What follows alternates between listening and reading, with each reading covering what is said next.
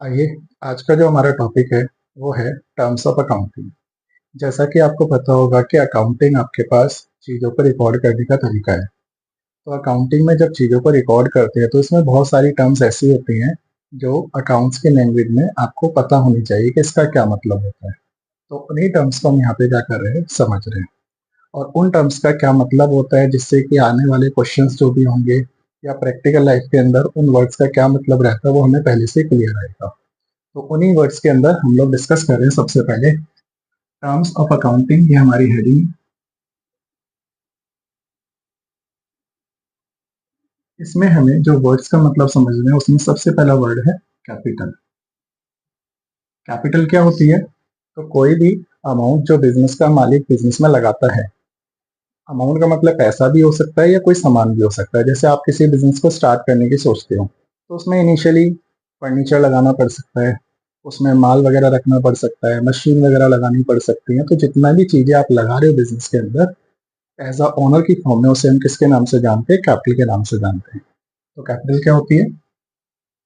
Any amount, या फिर things हो सकती हैं। तो पैसा होगा या पैसे, ऐसे कोई सामान लगा दो आप, उसको भी कह सकते हो।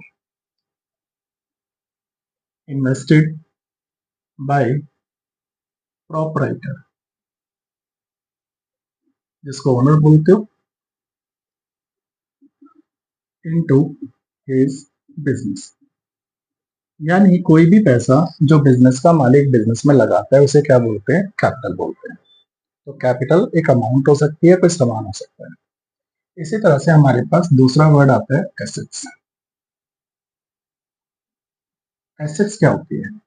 तो देखिए, एसेट्स के अलग अलग मीनिंग होते हैं, बट सेंस यही होता है कि अगर कोई भी चीज है जिस पर आपका राइट और ओनरशिप है उसे हम क्या बोलते हैं? एसेट्स बोलते हैं। जैसे आपके हाथ में आपकी कॉपी होती है, पेन होता है, आपका घर है, आपका फर्नीचर है, इन पर आपका राइट भी और आपकी ओनरशिप भी है। तो इसे आप अपनी क्या बोल सकते हो? एसेट्स बोल सकते हो। तो कोई भी चीज जिस पर आपका हक होता है उसे हम क्या बोलते हैं? एसेट्स बोलते हैं। और एसेट्स में नॉर्मली बिजनेस के पॉइंट ऑफ व्यू से बात की जाए तो उनको एसेट्स बोलते हैं जिनका इकोनॉमिक यूज होता है, मतलब जिनको आप यूज करके पैसा कमा सकते हो। तो आप किसी भी तरीके से उसको यूज कर सकते हो वर्ड को। एसेट्स, एनीथिंग या things on which we have right and ownership. कोई भी चीज जिस पर हमारा राइट और ओनरशिप होती है उसे हम क्या बोलते हैं? एसेट्स बोलते हैं। या फिर आप ऐसे बोल सकते हो, एनीथिंग विच हैव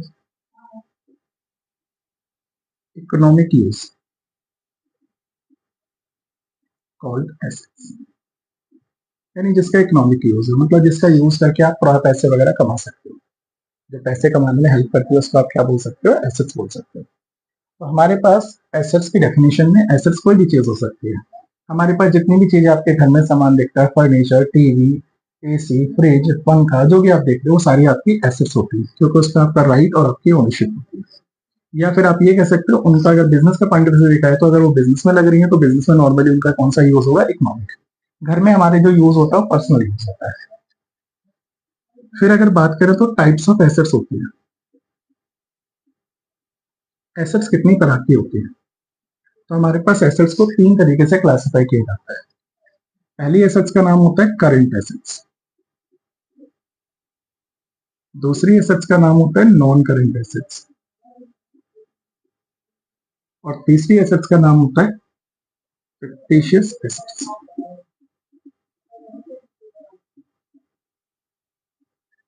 तो कोई भी एसेट्स हमारे पास होंगी वो नॉर्मली तीन पार्ट्स में डिवाइड हो सकती है। एक एसेट्स होती है करंट एसेट। पहले मतलब समझते हैं करंट एसेट्स कौन सी एसेट्स होती है। तो कहते हैं any asset which have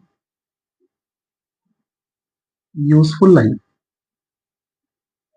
of money, और asset which can converted or change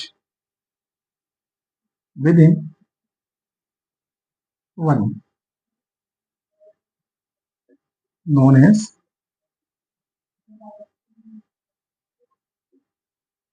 current assets.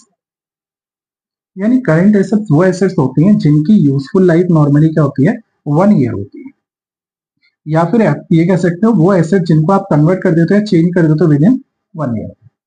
हमारे पास जितनी भी एसेट्स होती है उनको क्लासिफाई किया जाए तो हमारे पास एसेट्स में दो ही पार्ट्स बन सकते हैं। एक आपके पास एसेट्स ऐसी बन सकती है जिनका यूज 1 साल से ज्यादा के लिए होता है, और एक एसेट्स होती है जिनका 1 साल से कम के लिए होता है। 1 साल से कम होता है उनको क्या बोल देते हैं, करंट, और 1 साल से ज्यादा होता है उसको क्या बोलते हैं, नॉन करंट। फिक्टिशियस एक अलग चीज होती है, वो बाद में डिस्कस करते हैं। अगर मैं बात करूं करंट एसेट्स की, तो एक एग्जांपल की फॉर्म में देखिए, जो 1 साल में चीजें चेंज हो जाती है। जैसे हमारी पॉकेट में कैश रहता है या घर में कैश रहता है, ये आई थिंक चेंज हो जाता है, बिजनेस में भी चेंज होता रहता है। बैंक का बैलेंस है, ये भी क्या हो जाता है, चेंज हो जाता है, कभी पैसे निकाल दो कभी डाल के।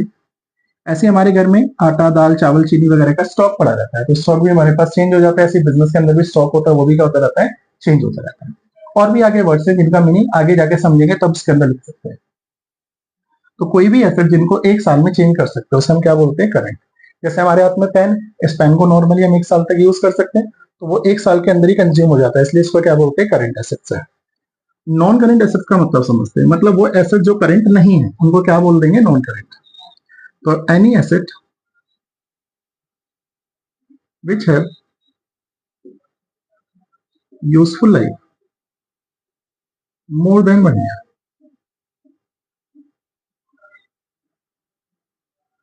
और which is purchased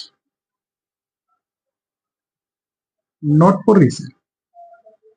मतलब कोई भी एसेट जिसको आपने परचेज किया लेकिन आगे रीसेल नहीं करोगे, जिनका यूज करा जाएगा 1 साल से ज्यादा के लिए, उनको क्या बोलते हैं हम लोग, नॉन करंट एसेट्स।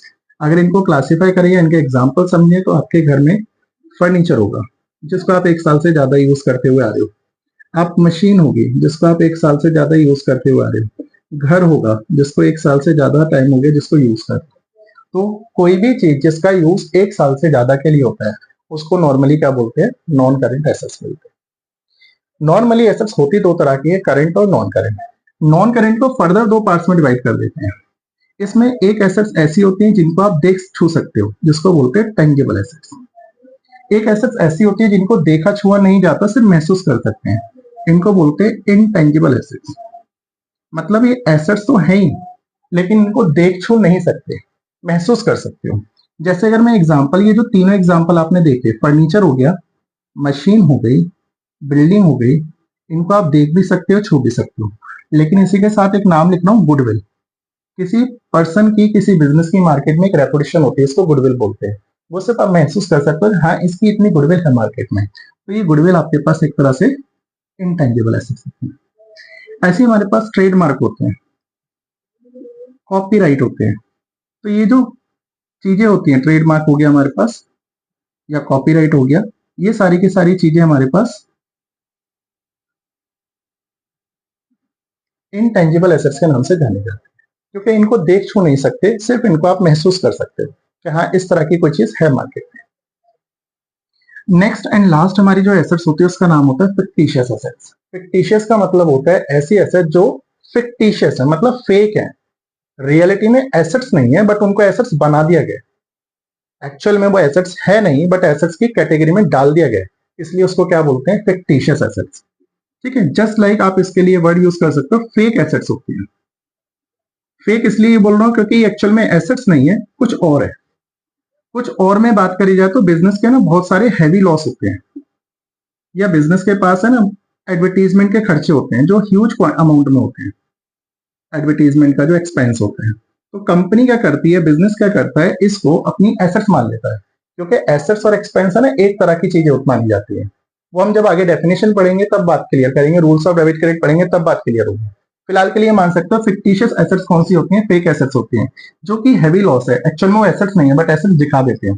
कोई एक खर्चा है आपके पास, वो एसेट्स नहीं है बट जानबूझ के आपने क्या दिखा दिया, उसको एसेट्स दिखा दिया। तो क्या होती है, एनी एसेट्स विच हैव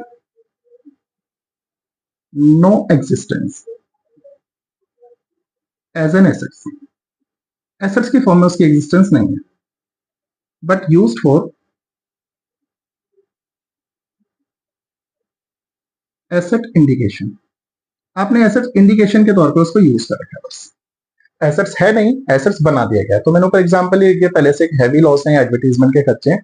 तो ये नॉर्मली बिजनेस के अंदर क्या होता है, 1 साल से ज्यादा के लिए होते हैं। नॉर्मली ये खर्चे ऐसे होते हैं कि आज खर्चा हुआ लेकिन इनका जो बेनिफिट है वो फ्यूचर में मिलेगा। एडवर्टाइजमेंट जो होती है, खर्चा आज होता है लेकिन इसका फायदा कब मिलता है, हमें फ्यूचर में जाके मिलता है। अब फ्यूचर में जब हमें मिलेगा तो उससे हम एसेट्स मान लेते हैं, लेकिन वो एक्चुअल में एसेट्स नहीं है वो खर्चा ही। बिजनेस में हैवी लॉस हो जाते हैं। अब ये लॉस है ना, इनको जल्दी से एडजस्ट नहीं कर पाते, धीरे धीरे आदमी एडजस्ट कर पाता है। तो ये भी एक तरह से नॉन करेंट में ही कंसिडर किए जाते हैं, लेकिन फिक्टिशियस की एक अलग कैटेगरी बन जाती है। तो हमारे पास एसेट्स के 3 टाइप होते हैं, current, non current, broad category में बात की जाए। बाकी फिक्टिशियस सिर्फ फेक एसेट्स होती है कि जो एसेट्स है नहीं बट जानबूझ के हम एसेट्स दिखाने की कोशिश कर रहे हैं। करंट वो होती है जिनका यूज 1 साल में हो जाता है, चेंज हो जाती है, बदल जाती है, नई आ जाती है, इस तरह से यूज कर सकते हैं। नॉन करंट का मतलब होता है ऐसी एसेट्स जिनका यूज 1 साल से ज्यादा के लिए होता है। बेसिकली इनको हम खरीद बेचने के लिए नहीं खरीदते, खरीदा गया हम आगे जाके खुद यूज करते रहेंगे, और कितने टाइम तक यूज करेंगे, 1 साल से ज्यादा के लिए। फिक्टिशियस एसेट्स ऐसी एसेट्स होती है जो फेक एसेट्स होती हैं, होती नहीं है एसेट, बट उन्हें जानबूझ के क्या क्रिएट करने की कोशिश करते हैं, एसेट्स बनाने की कोशिश करते हैं। ठीक है, एक नॉर्मल सा एग्जांपल समझाने के लिए ले सकता हूँ। मान लीजिए आपके एग्जाम में मार्क्स आए 100 में से 38। अब आपसे कोई पूछता है कि 30 का आपके कितने मार्क्स आए, तो आप कई बार अपने मार्क्स बढ़ा के बता देते हो। आप कहते हो मेरे ना 88 आए शायद, तो वो थे नहीं, बट आपने जानबूझ के एसेट्स क्या करी, क्रिएट करी। तो ये एक तरह की जो एसेट्स है वो क्या है, फिक्टिशियस है। इसी को फिक्टिशियस एसेट्स कहते हैं। क्लियर है?